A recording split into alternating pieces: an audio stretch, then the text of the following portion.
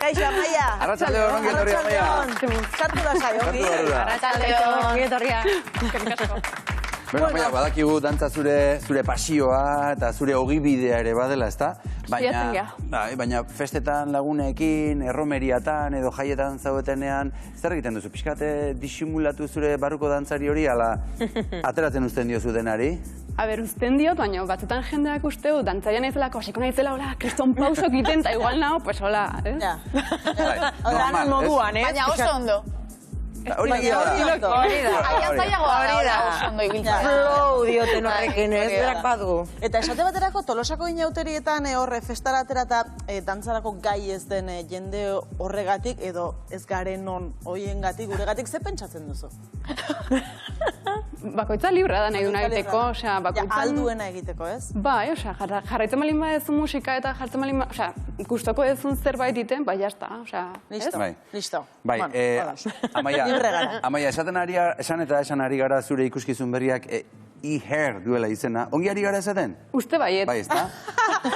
Gaelikoz dalako eta ni baita...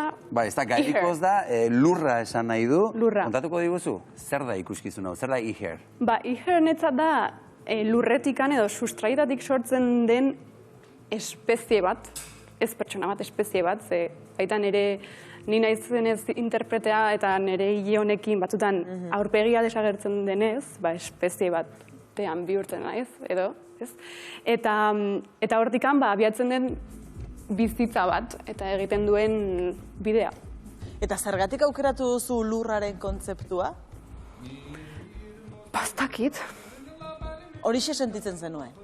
Bai, egia da demora guztian lurrarekin konektatuta nahola, eta azkenean lurra hortxe dagoen, ez dago estenografia bat. Nire estenografia da dakaten espazioa eta lurra, orduan oso konektatuta naho lurrarekin, baina beti arazoa dauzkat izena jartzeko. Bai, ze, arima zuen azken lanarekin nahiko lotuta dago ikuskizuna, baina arima behar bada etzen nahin lurrekoa behar bada? Bueno, nire ikuskizun guztitan lurrarekin konektatuta nago, bai? Baina egia da lan honetan espezifikoki gora bera ibiltzen naiz, eta bueno, azkenean lurra elementu bat da, eta horrela jarri genion izena azkenean.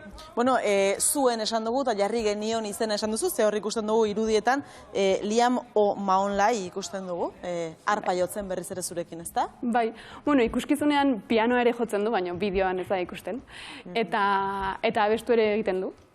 Beraz, bueno, honen helburua, importantea esatea, zalen Irlandara iristea. Orduan horregatikan jarri genion izena ja gaelikoz, proiektatzen genuen...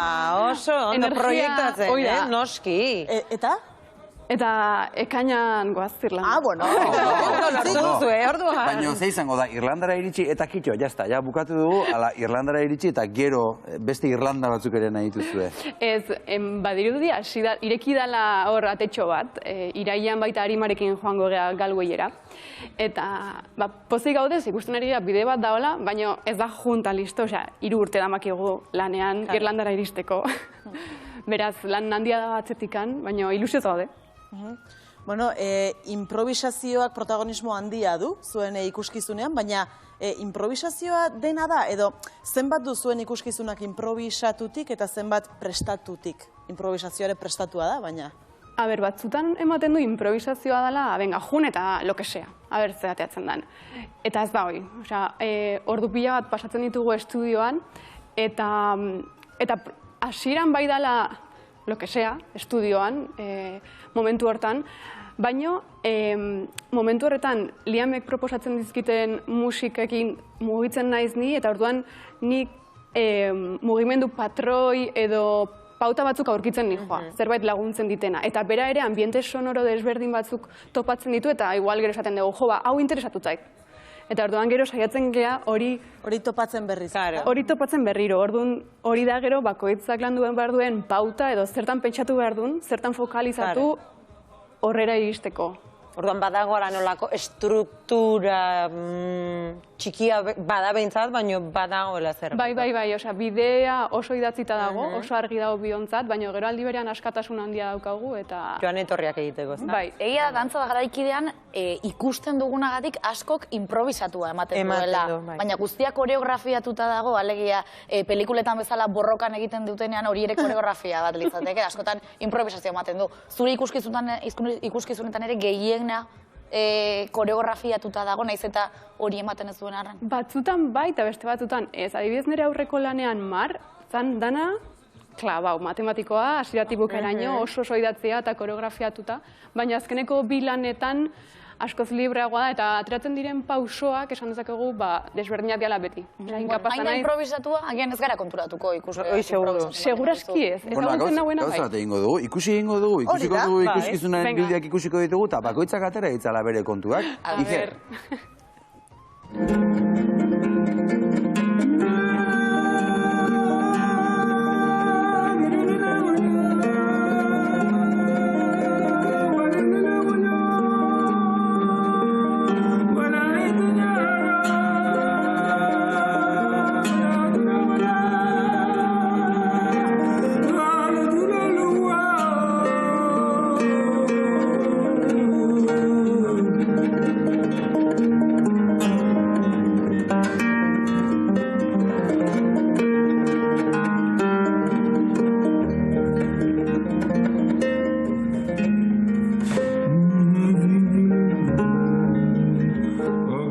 Esango nuke oso hipnotizagarria. Bai, musika ere, sartzen zaitu trantze moduko batean. Boa. Bai. Eta nahiko trantzea da. Zer da transmititu nahi duzuena? Behi da, transmititu baino nahi duguna edo bilatzen duguna da publikoa eta gu momentu berean denak batea otea konektatuta eta ea zerbait iristen zaion ikuslegoari. Ez hainbeste zerbait ulertzea edo gu pentsatu dugun zerbait kontatzea espezifikoa, baizik eta sensazioak edo emozioak generatu eta ea zerbait iristen den. Bai, bidaia emozional bat, ez da? Hori da. Baina nora edo norantz bidaia hori? Ikusle bakoitzak bere bidea egiten du. Ze askotan, nire ama dela fan number one ikusi ditula 8.000 bersioia, eske gaur berriro desberdina. Eta gaur, gaur beste gauza bat ikusiet. Eta hori gustatzen zaizu zuri? Noski. Azken esan nahi du pieza bizia da hola, ez dela hiltzen, eta baita aldatzen dio joala, evoluzionatzen, eta gaurko iger edo biharko iger desberdinak izango diala. Ze aurreagoaz eta gauza batzuk atzan utzen ditugu. Emozioekin ere ala gertatzen da, ez? Hori da. Gaur zu erabatean zaude, eta ikuskizuna zentzu batean hartzen duzu edo somatzen duzu, eta biharko oso ezberdina zain daiteke. Bueno, eta ikuskizunean gainera, ikusentzuleak edo publikoa borobilean jartzen omen duzu, Hori izango zen ideala, batzutan ez dugu lortzen. Espazio batzutan esaten digute, hau ezin da. Baina ideala, bai izango zen espazioz konbentzionaletan, museoetan edo erizatan edo espazio antzokietik kanpo, eta publikoa gure inguruan jarrita, eta gure nivel berdinean, baita errexago iristen delako emozioa, edo, niri gaina da gehien gustatzen zaiten formatua. Osea, jendea nire nivel berdinean egon, eta ez egotean goitikan, estenatoki batean, eta publikoa hor, edo, hola, gustatzen zait. Zuri borobila gustatzen zaizu, ez da? Bitario Eugenian ala izan zen?